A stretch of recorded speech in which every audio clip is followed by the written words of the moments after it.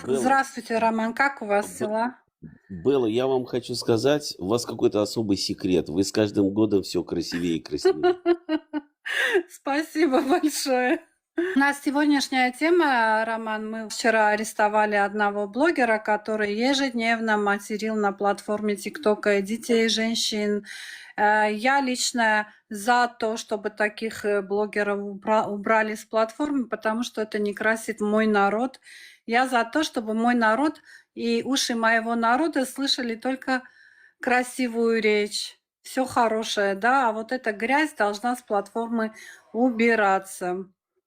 Мы, как азербайджанцы, не приветствуем это все. Мы, наоборот, убираем у себя.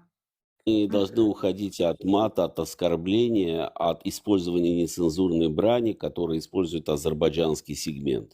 Nельзя этого делать, nельзя.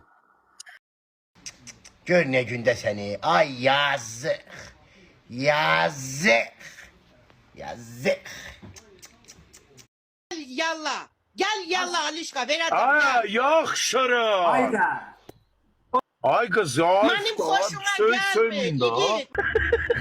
Gel benim mamışı yallah niyeler gel. Gel. Ağa, yaxşı. Ne olur pistir de mamışı yallah niyeler. Ben ne ederim? Hayda bak kulak as. Barışırsınız kaldırıp barışın. Bu Ermənim pis de istemiyorum da istemiyorum. Hayda. Erməni ondan yaxşıdır. Она еще не приехала в Турцию на заработки?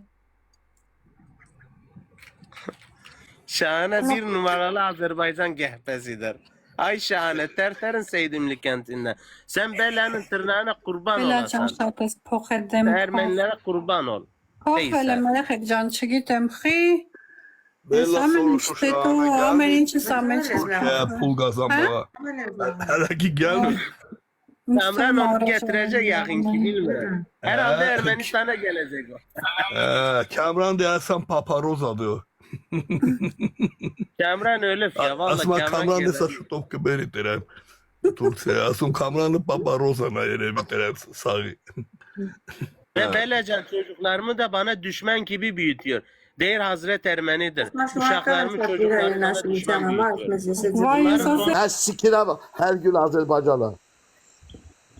Ay lafı siktir ol buradan. Senin ananın ağzına vereyim. Senin atanın beklarını sıkayım. Ostur. Bugün ben senin atanın götünü de sikeceğim. Senin babanın meydini de sikeceğim. Ostur buradan.